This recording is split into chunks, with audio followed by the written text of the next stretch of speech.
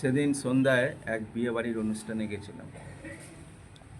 বিয়েবাড়ির চারিদিকে বেশ একটা খুশির আনন্দ, বেশ প্রচুর আলোস দিয়ে সাজানো এবং আমন্ত্রিতরাও সব নানান রকমের পোশাক পরে হইচই হচ্ছে। তো গেট দিয়ে ঢুকতেই যেটা সবথেকে বিস্মিত দৃশ্য লাগলো সেটা হচ্ছে যে গেটের নাম লেখা আছে পচা ওইটস পুচকি।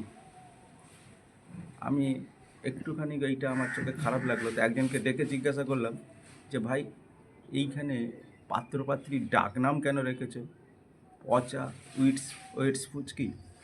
এটা কি গেটে একটা লিখে রাখার মতো নাম হলো, বিশেষ করে আজকের এই একটা জমকালো অনুষ্ঠানে?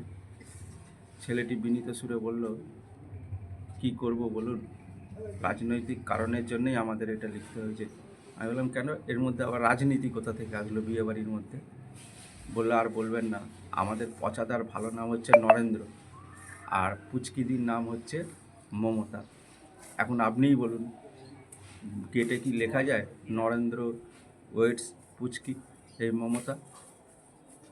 সেই জন্যে আমাদের বাধ্য হয়ে ওনাদের পিতৃদত্ত নাম দুটোকে বাদ দিয়ে ওনাদের ডাক নামেই আমাদের এই বোর্ডটাকে লিখতে হয়েছে।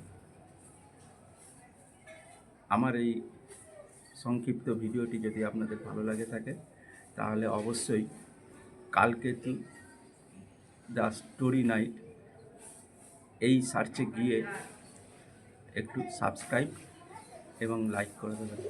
ধন্যবাদ। যদি আপনি এই ভিডিওটা না দেখে থাকেন তাহলে এক্ষুনি গিয়ে দেখে নিন।